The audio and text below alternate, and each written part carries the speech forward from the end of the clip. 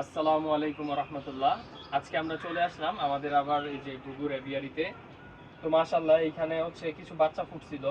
তো এর মধ্যে হচ্ছে প্রথম বাচ্চাটা আমি দেখাই, আমাদের প্রথম বেবি, এই লফটের প্রথম বাচ্চাটা হচ্ছে এই যে এটা। মাশাআল্লাহ দেখেন কত সুন্দর, কত কিউট একটা বেবি। এর মাথায় একটু পশমগুলো ঠোকরে ফেলছে, তো যেন আবার নতুন করে উঠবে আর কি। এটাই হচ্ছে আমাদের লফটের প্রথম বেবি। এরপরে আরো 3টা বাচ্চা আমরা পাইছিলাম। তো ওই বাচ্চাগুলো আসলে আপনার হয়ে গেছে, মারা গেছে আর কি। হ্যাঁ, তো 2টা হচ্ছে পোকায় নষ্ট করে ফেলছিল, পোকা হয়েছিল। আর হচ্ছে এইটারও পোকা ধরতে পারে নাই, যদিও তাও মানে পোকা হয়েছিল কিন্তু ধরতে পারে নাই। মাশাআল্লাহ এই গুগুটা এখনো আছে। তো এখন আমরা চলে যাব, আমাদের কিছু সুন্দর পেয়ার দেখাই। আর হচ্ছে কিছু বাচ্চা ফুটছে, আরো 2টা এক জোড়ার বাচ্চা বেবি ফুটছে। তো ওই পেয়ারটা আমরা এখন দেখাবো। আসেন, এইখান থেকে আপনি একটু দেখেন আপনারা। এই যে এই যে আমি আস্তে করে দেখাই। এই যে এই পেয়ারটা আমাদের মাশাআল্লাহ খুবই সুন্দর একটা পেয়ার।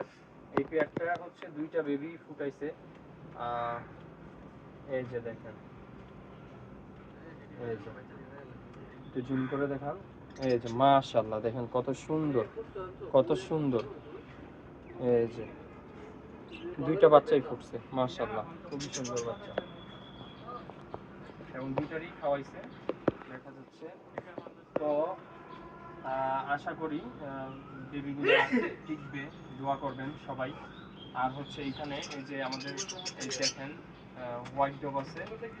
হোয়াইট ডগ, এই গরুটা হচ্ছে একটু অসুস্থ এটা। তো এরপরে যে এখানে দেখাই, এখানে হচ্ছে আমাদের ডিম পারছে। ডিমগুলো আসলে সরাই ফেলছি। এখানে ডিম পারছিল, এই ডিমগুলো সরাই দিছি, এইখানে দিয়ে দিছি ডিমগুলা।